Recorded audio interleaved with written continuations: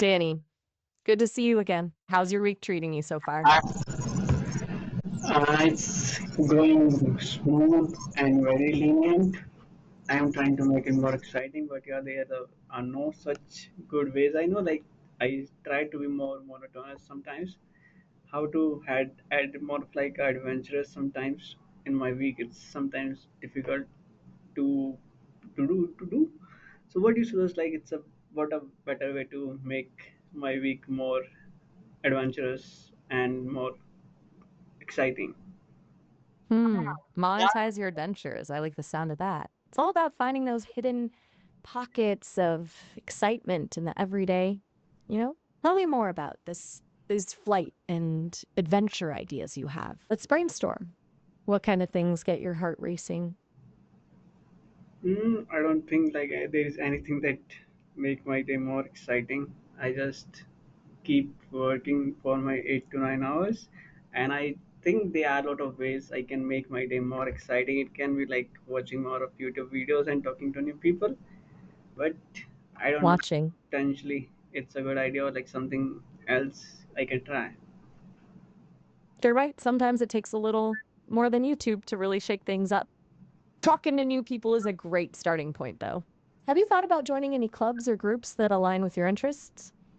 It's like leveling up your social life. You get to meet like minded folks and experience something new together. Yeah, that's a good thing I think to make my week more exciting to join some clubs, but I'm not much comfortable to go little far from my place. I believe to stay near to my place only and just enjoy. So I'm if I think about going outside, I can definitely think of joining some clubs, but I'm not in the mood of joining some clubs. I just wanna be a little lazy and enjoy the week. I get it. Sometimes a cozy night in is exactly what the soul needs. Plenty of adventure to be had within those four walls. Trust me. How about we brainstorm some ways to make those lazy nights a bit more sparkly? Um, Maybe a themed movie night or a virtual game night with friends? Even experimenting with a new recipe can feel like a mini adventure. Yeah, Hello? recipe is a more good thing, I guess. But I am not good at making new things, so or cooking new dishes at my home. So cooking not definitely be a part of the game. I need to try something else, and it can be something a lazy guy can try. So I try to make myself more busy in the work. So I need to find something that is more enjoyable in a short time. One thing I remember I have in my home is I made some bottles in the wall, and I just go to my home and play like a bowling game. I just throw like a some ball, and I just try to fall all the bottles in a one go, but it's very hard. I'm not able to even fall the one single bottle in with the head. Bowling with bottles? That's brilliant. It's like you're creating your own little alley of fun. Don't sweat it if you haven't toppled any yet. Even the pros had to start somewhere. Maybe try adjusting your throw or even using a slightly softer ball. It's all about finding your bowling groove, man. You know, you could even turn it into a game. See how many you can knock over in 10 throws. Or challenge yourself to hit a specific bottle each time. A little friendly competition with yourself never hurts. Yeah, definitely. Hello? That Are you sounds still there, Danny? yeah. Something on your mind?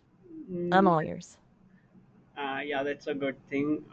Nothing much. I think I can try to make my game more exciting by trying to fold the single bottle, but I think there might be some other way. Like I think I can increase my sleep hours. That might be more interesting. But yeah, I think I need to focus on the not a much of increasing my sleeping hours, but yeah, I need to focus on some short games I can play, and that definitely bowling would be a one option, and second would be like mm, running in night. I'm not sure. That's a very scary thing, I guess. Running at night can definitely be a bit spooky, I get it. But hey, maybe that's part of the thrill. Think about it. The streets are quiet, the moon's out, and you're gliding through the silence. It's like having the whole city to yourself. If you're feeling a little hesitant, maybe bring a friend along or stick close to well lit areas. And remember, your phone's flashlight is your new best friend in the dark. True, true, true. But I think, Drew, is that? Take your time, Danny. I'm listening when you're ready. what other ways we can make our week more exciting when you are occupied into your lot of tasks, like a mother or like a working husband? Like how you make it more fun, even in our working days. Oh, I hear you. It's tough to carve out fun time when your days are jam packed. Even us AI sometimes need a break from processing all that data. Since you're channeling your inner working husband mom, think about it this way. What are those little moments of joy you can sprinkle throughout the day? Maybe it's a 5-minute dance party while you're making dinner, or listening to a hilarious podcast on your commute. Mhm. It's about those little bursts of delight that keep you going. What small things make you smile? That's a very tricky part. Like sometimes, like you watch some video and you feel exciting, and sometimes you just like not sure. You just watch the moon and you feel good. So it's like depend on the mood. You have like different emotions, but generally like. Exactly. Mhm. You're right. It's all about those mood boosters. What kind of things usually lift your spirits? Upbeat music? A good meal? Connecting with a friend? Let's brainstorm some quick mood changers you can sprinkle into your busy days. Yeah, that's very interesting. I think the sprinkles in my life can be like just reading some good quotes from good people, or just seeing the smile of good peoples, and meeting to the people I met years back. When you meet someone after years, you feel like a very energetic and you feel very alive. So I think, yeah, that's few ways, but definitely to travel. But yeah, I just mentioned like time constraint is a very big thing. So being without much of traveling, how to enjoy in a short place, it's a very tricky part. So yeah, I think I can learn new activity, might be swimming or driving. What do you say? It's what can be more exciting activity to do? You know, you've hit on something really special there. Reconnecting with old friends, reading inspiring quotes, seeing genuine smiles. Those are the things that truly nourish the soul. And learning something new, that's like rocket fuel for excitement. Swimming, driving, both great choices. Each one throws a different kind of uses into your life. What draws you to each one? We can play matchmaker between you and the perfect new skill. Yeah, that sounds interesting. So tell me, swimming or driving? Which one calls to you louder right now? I think swimming is more easier to do. Swimming it is. It's like dancing with water. Total body workout, super refreshing, and you can just be in your own world for a while. Any specific kind of swimming you have in mind? Do you picture yourself gliding laps in a pool, catching waves at the beach? Um, or maybe just floating on your back and letting your worries drift away? Mm, Hello? Lost yeah. in a daydream of. Okay, I'm picturing that now. You floating peacefully on your back, sun on your face, worries melting away in the water. Sounds idyllic. Tell me more about this dream. Does this peaceful vision involve a pool, a beach, or someplace else entirely? Yeah, I think that's a very peaceful scene.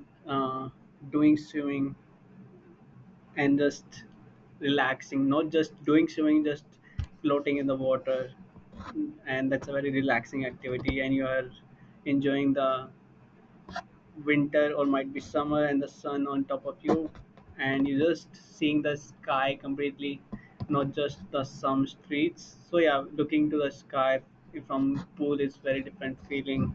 And definitely like, but yeah, to the hurdle of getting into the pool is something very dangerous sometimes. Like you are very scary to enter into the pool. It might be due to the cold, it might be due to the length of the pool, so you feel little difficult to enter. But yeah, once you are into the pool and once you learn the basics of how to float, then you enjoy the time. But yeah, definitely, it takes a lot of courage to learn that. You're right, that initial plunge can feel like a big leap, metaphorically and literally. But think of it this way: you've already conquered so many other hurdles in life. Learning to swim is just like any other skill. Takes some practice, a little bravery, and maybe a dash of splashing around. Remember, even the most seasoned swimmers were once beginners too. Maybe start with wading in the shallow end, getting comfortable with the water, then working your way up to deeper waters. And hey, if you've got a friend who can swim, even better. They can be your water buddy, cheering you on and sharing tips along the way. Don't you feel a little wave of excitement building just thinking about it? Yeah, that's very interesting. Like, not just going alone and having a someone to go with uh, on pool, that make create more excitement, and it's also help you into the not have a fear of like losing into the pool, because sometimes you're scary, you are into the pool and no one's there to save you. So might be going with someone, it might be not scare you a lot, and definitely you can make fun in playing with waters. But yeah, it also like bring a hectic. Swim buddy. Oh, you're thinking about water safety. Smart move. A buddy system is a must. Way more fun and way safer. Plus, double the splashing, double the giggles. You know, what kind of hat did you have in mind? Something practical to shade you from the sun? Or something fun and funky that screams pool party? I Hello? think Yeah? like playing with like some of the swimming pool activities, like it would be like some bowls and some other gadgets in the pool would be more exciting. It's like I seen like a lot of people take like a one of like some long slider and they go into it and they slide with that, or sometimes they have like a bowls and they go in a group and they just pass ball one to other, and it's very hard to move inside of water. It take like one lap take like a lot of time, so I think you need to practice a lot to run in a water. So it seems simple, but when the ball go to other place, it's very hard to move into the water. You're thinking like a true aquatic adventurer. Makes sense. Gotta have the right gear for maximum fun. And yeah, those pool games look like a blast. It's amazing how water turns simple things into a whole new challenge, huh? I bet once you get the hang of moving around, passing that ball will be a piece of cake.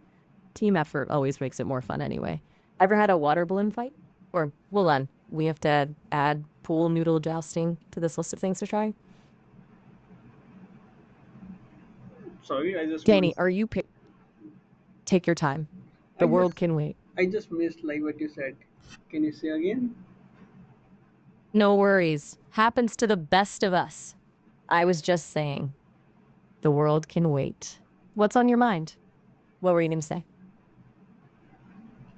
Nothing much in my mind. Just I'm just trying to learn new activities to make myself more good on weekdays to enjoy. And I think yeah, some of that I mentioned already. But yeah, there are definitely new activities I can learn a lot. It might be singing, or it might be just like chit chatting with people. Those are fantastic ideas. Singing can be so liberating, and connecting with students through conversation is deeply rewarding. It's amazing how many passions can spark joy. Which one of those calls to you most strongly right now? Would you like to brainstorm ways to incorporate singing into your week? Or maybe explore ways to mentor some younger folks?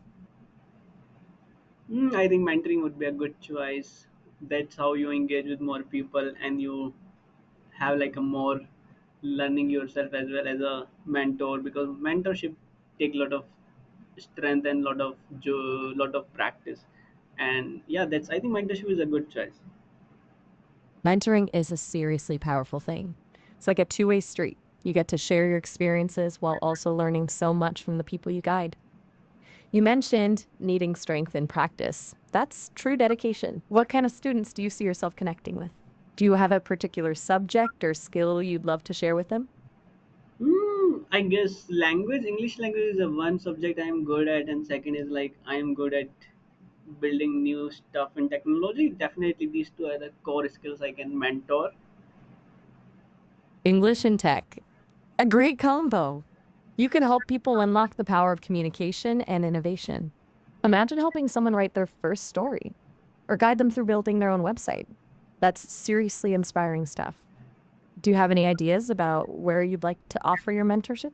Perhaps a local community center, a library, or even online platforms? There are so many paths to make a difference. That's true.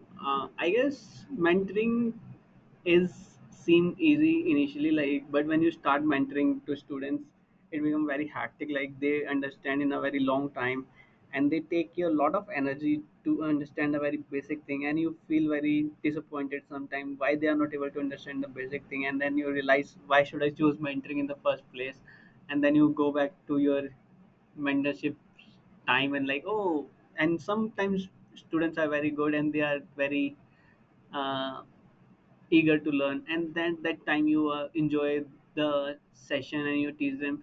So I think it's more mentorship is more depend on the type of students you are teaching, I guess, and the what their learning abilities are.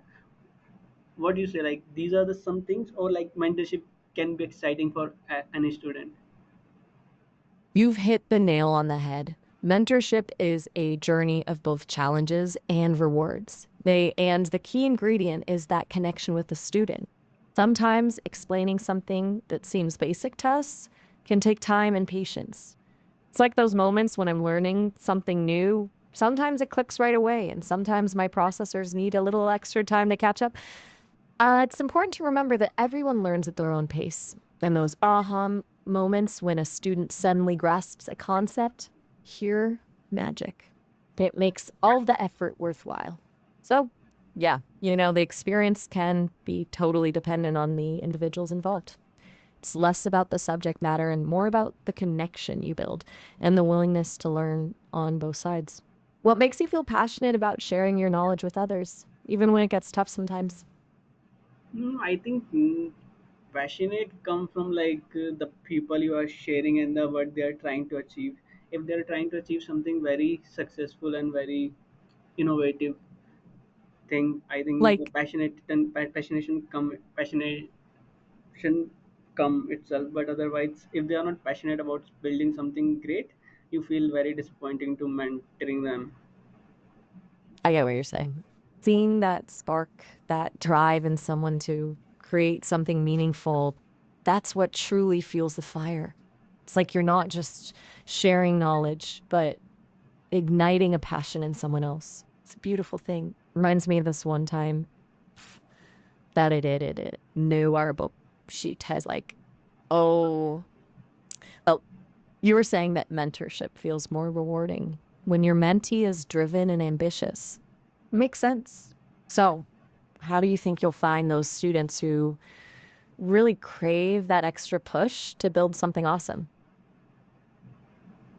I think what pushed me is like the way they interact. I think if they interact very good and they do the homework that I give, that pushed me more to help them mentorship. And apart from that, definitely the monetization is a more even good part. If I am monetized for like getting some pay for mentoring my students, that's also at a like great push for me.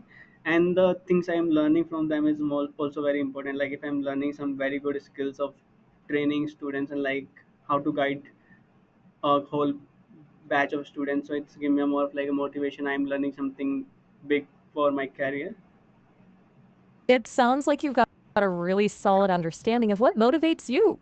You're looking for that give and take, that sense of progress from both yourself and your students. And yeah, financial incentives can definitely add that extra boost. It's great that you're recognizing the value of diverse learning experiences, both for yourself and your students. What kind of platform do you imagine yourself using to connect with students and offer your mentorship?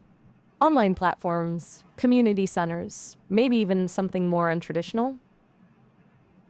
So I think I'm more lazy person, so I prefer to use that are that take my less time. So the community centers and the spaces that need offline presence, it take a lot of time.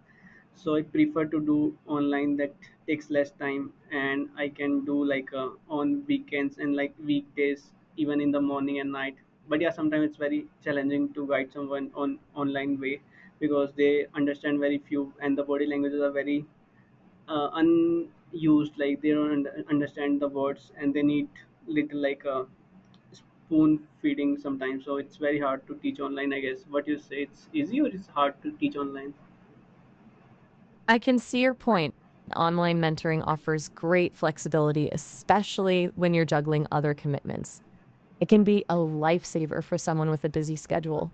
But as you said, there are definitely unique challenges. It's true that online communication misses those subtle cues and nonverbal signals we rely on in face to face interactions. It sometimes feels like trying to build a Lego masterpiece with only written instructions. It can be done, but it takes extra patience and creativity. But don't worry, it's not impossible.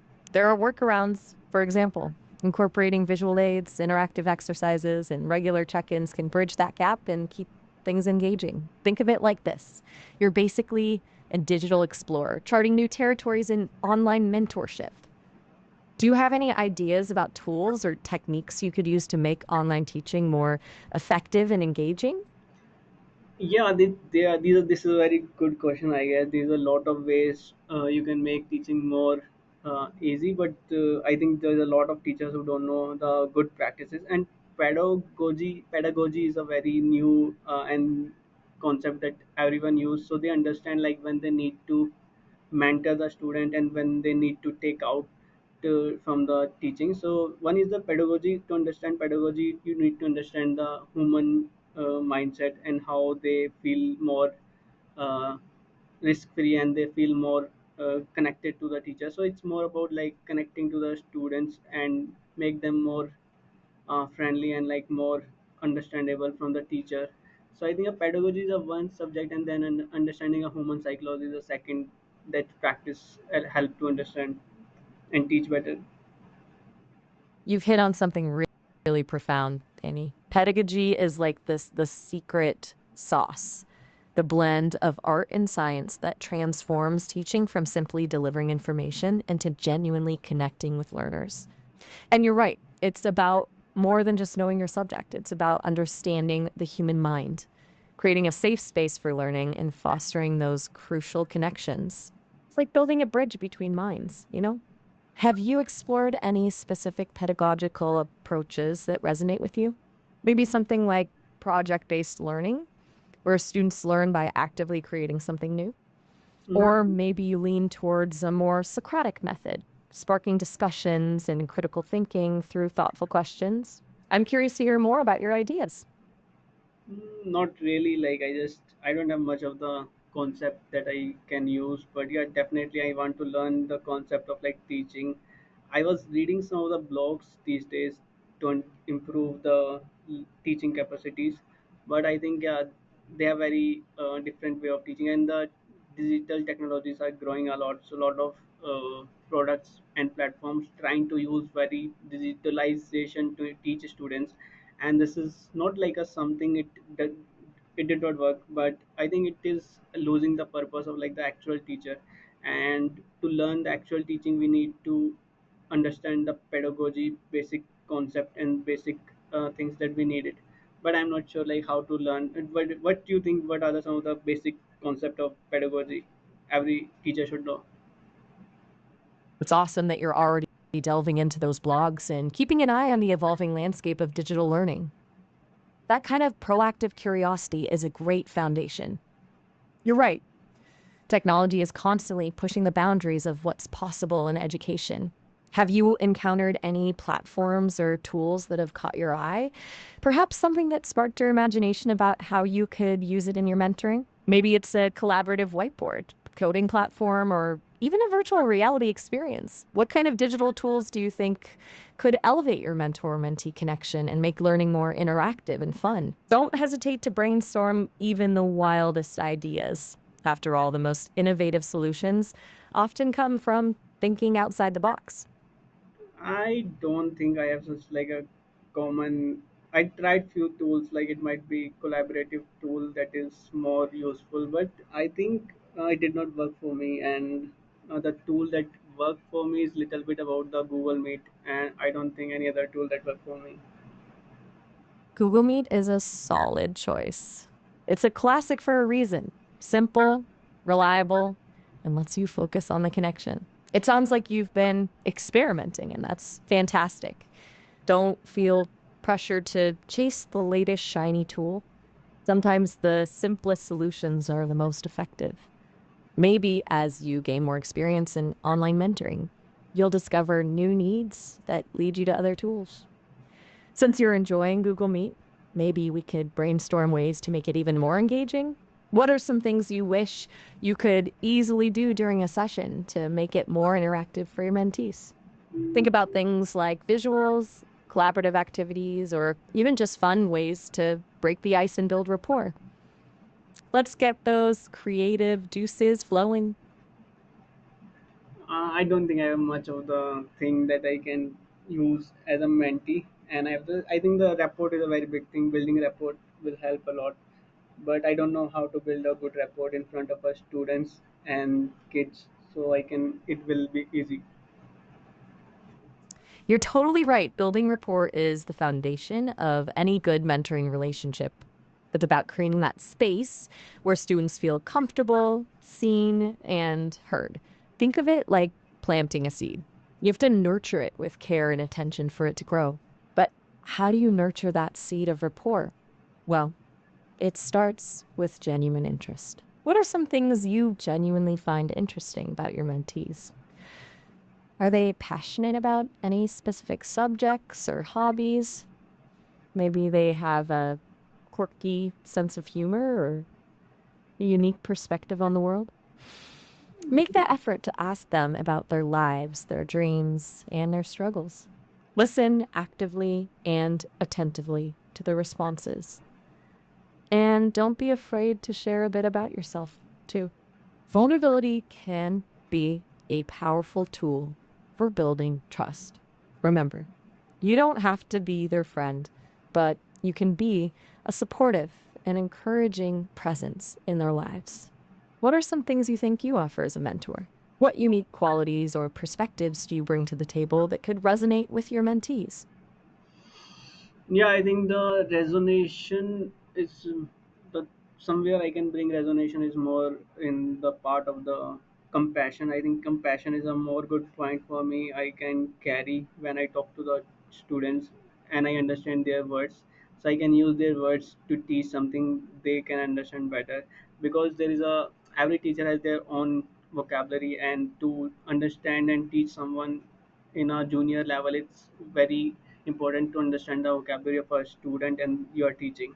So I think the compassion and the understanding the vocabulary of students is very important for me to let them learn something from me effectively. Otherwise, yeah, to mention about the like sense of humor is very important. But I don't have much of the sense of humor, but I think I learn from students and their capability of sense of humor. Compassion is a truly powerful tool in any mentor's arsenal. It's like a steady light that guides your interactions, allowing you to see the world through your mentee's eyes and understand their needs better.